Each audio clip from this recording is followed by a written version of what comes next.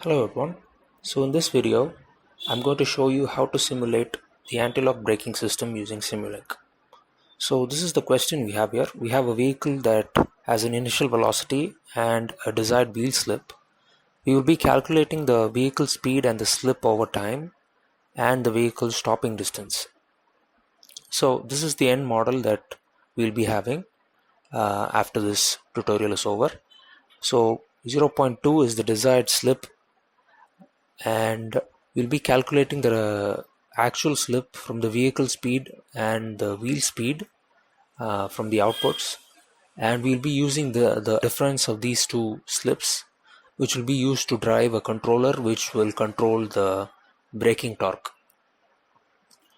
So we have many blocks here, so I'll be explaining each one of these blocks step by step.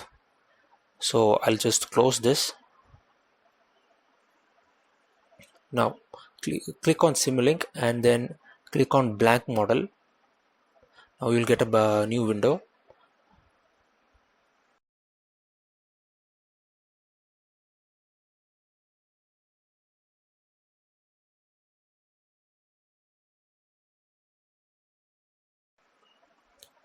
So now I'll start off by uh, setting the desired slip.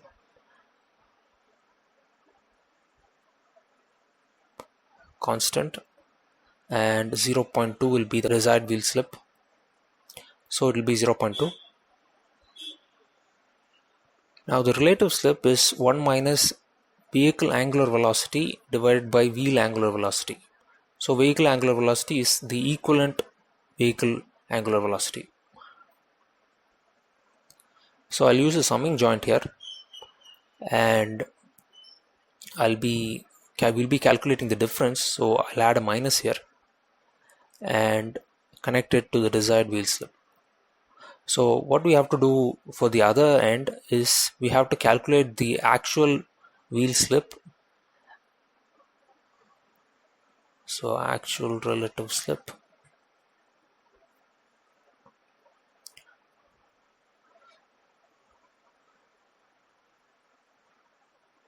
Now the output of this is going to be the error between the desired wheel slip and the actual slip. So this will be the input for the controller. So now for the actual relative slip, we'll be calculating both the wheel angular velocity and the vehicle angular velocity, and we'll be calculating the relative slip.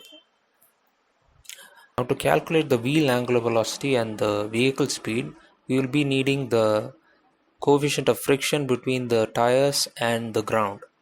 So this coefficient of friction will be changing as the wheel slip changes. So we have a lookup table for this. So here I've added a 1D lookup table, and we're going to be attaching the input to the actual wheel slip. So this will output the coefficient of friction. So I have a table which has the coefficient of friction mapped to each value of slip. So I'll be adding it to the lookup table. So double click on it, and you can edit the table and breakpoints, and you can edit each value. So I'll be doing it from this Excel sheet, and now I've done it.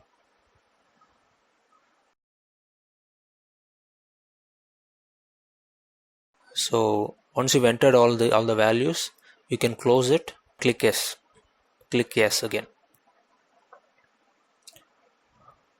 click OK. So you added all the values. So now you can get the coefficient of friction from this block, and now you have to multiply it with the normal force and the radius of the wheel. So the normal force per wheel is the total weight of the vehicle divided by 4. So add another gain block, and this gain block will be the normal force, and here type mg divided by 4. So this will be multiplied with the coefficient of friction.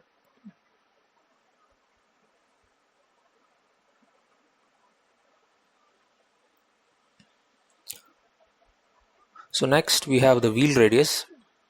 So I'll be adding another gain block.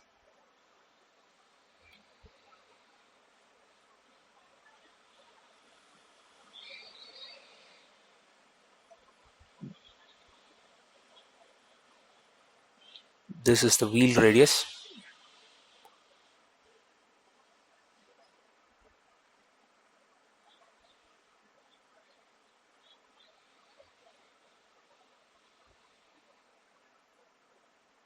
And the output is going to be the tire torque.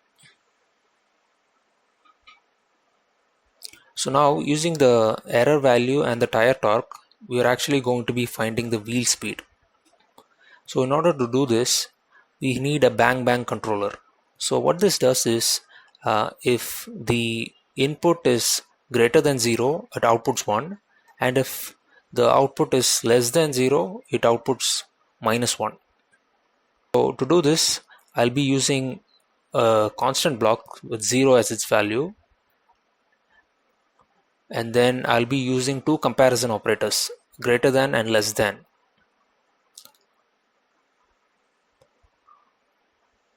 So I'll give 0 as the input for both, and then I'll be connecting the error signal to the input of these blocks.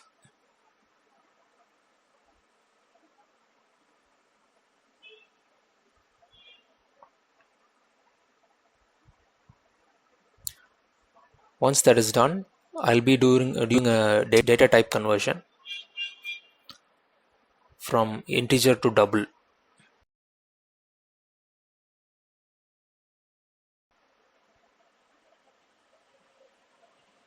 Set the rounding mode to 0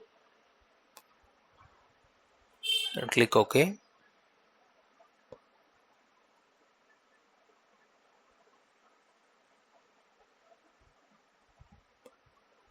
So do the same thing for the other one as well.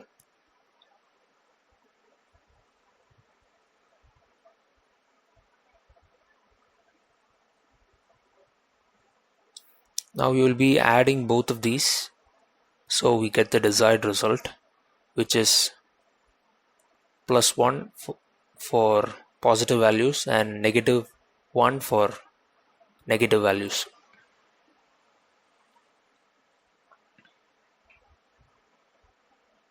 So this is the output, which is +1 or -1.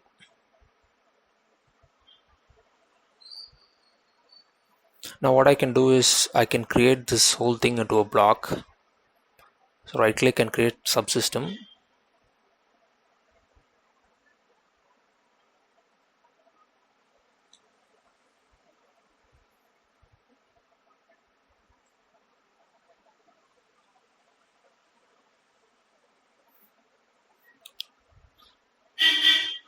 And I can rename it to the bang bang controller.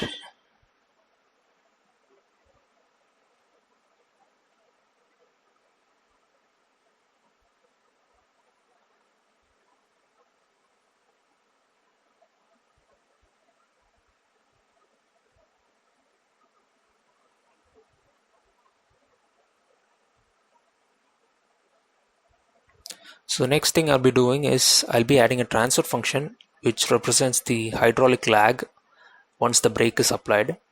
So this function is completely arbitrary as of now.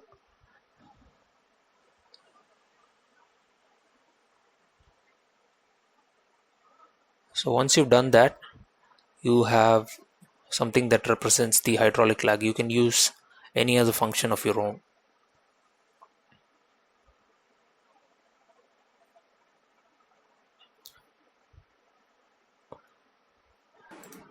Now the output of this transfer function can be integrated over time in order to get the brake force.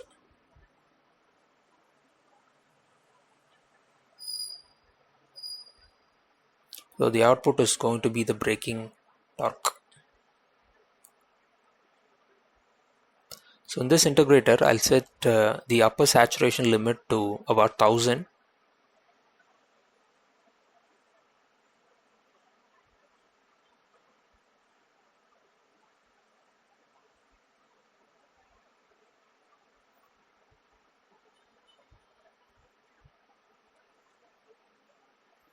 Now I can actually compute the difference between the braking torque and the tire torque in order to compute the deceleration of the vehicle. So here I'll be adding a summing block, and here I'll be adding a sign of minus. Click on OK. So connect the braking torque to the negative and the tire torque to the positive. Now I'll be dividing this by the moment of inertia in order to compute the acceleration. You remember that torque divided by acceleration is the torque divided by the moment of inertia is the acceleration, or the deceleration in this case. So I'll be integrating the deceleration in order to get the velocity of the wheel. So the wheel's initial velocity will be the initial velocity of the wheel of the vehicle, which is v0, divided by the radius of the wheel.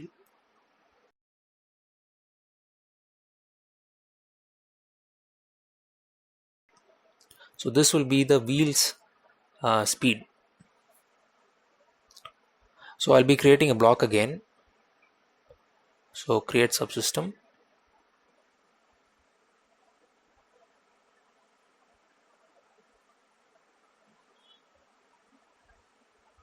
So this block takes the error signal and the tire torque as inputs, and it outputs the wheel speed.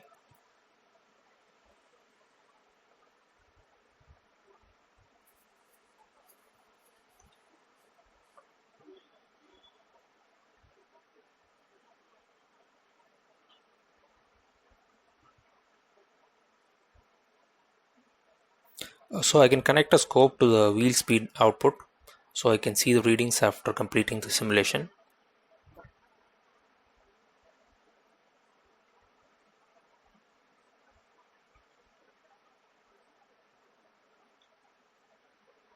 And next I'll need to compute the vehicle speed. So I'll be doing that now. So in order to calculate the vehicle speed, we can actually calculate it from the tire torque, the vehicle mass, and the wheel radius as shown in this formula. So now I'll be implementing that mathematical function to find the vehicle's angular velocity. So this gain will have a value of minus 1 by m. The minus sign denotes that the vehicle is decelerating. M is the total mass of the vehicle. So now I'm going to apply an integration to find the vehicle's linear velocity, and the initial value of this will be the vehicle's initial speed. Let's set the upper saturation limit to 1000. Click OK.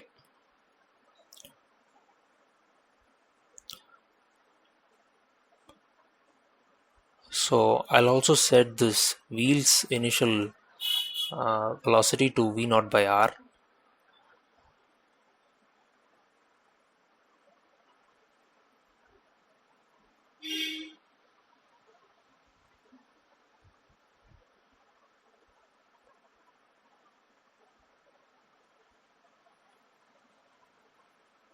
So now, in order to find the vehicle's equivalent angular velocity, I'll be dividing it by the radius of the wheel.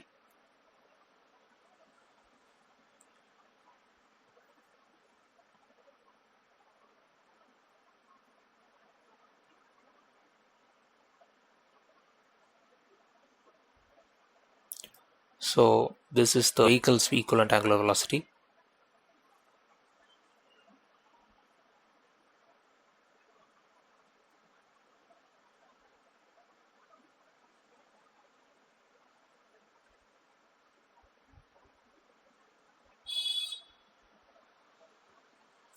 So now I can connect a scope and measure it.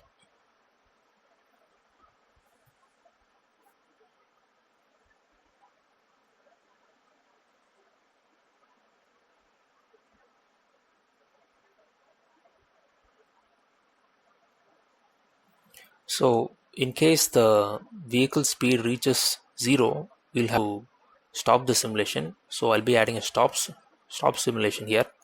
So I'll be connecting the saturation port of the integral to the stop.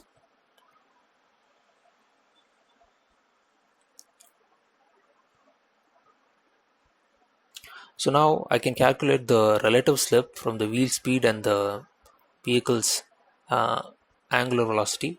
Now I can calculate the stopping distance from the vehicle's speed. So I'll be doing an integration here.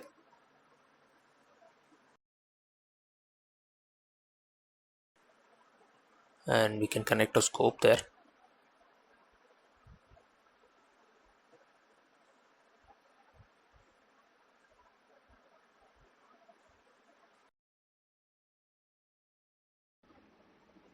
Once that is done, I can find the vehicle's actual slip from the vehicle speed and the wheel speed. So I'll be doing that right now. So in order to do this, we'll have to divide the wheel speed and the vehicle speed. So I'll be using a divide block.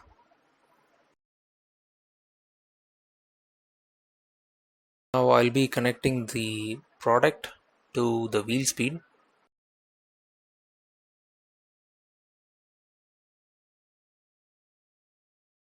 And then I'll be connecting the other one to the vehicle's angular speed.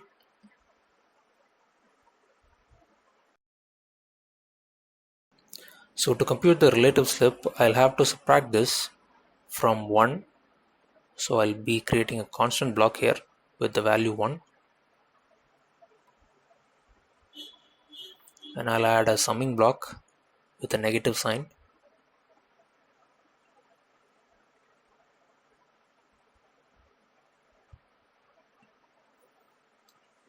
And then connect it.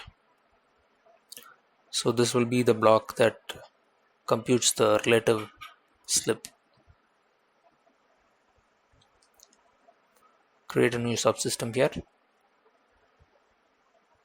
So it looks a little bit neat.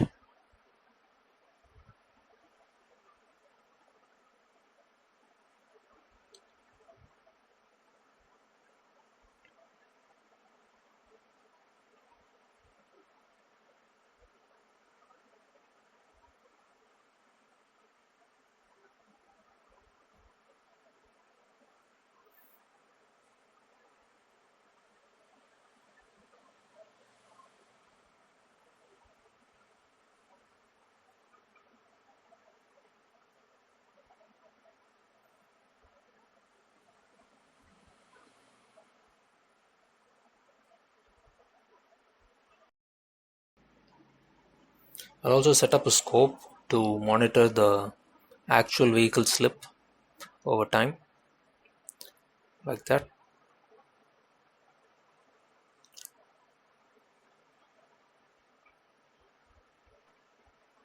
So another thing we have to do is, once we've set the variables in the Simulink model, we have to initialize them to particular values in MATLAB. So suppose if I want to set the moment of inertia, I can actually set it like this. You'll have to set up all these values yourself before you run the simulation. So set up the simulation time and click run. So once you've run that, you can see via the scopes the results that we've been looking for.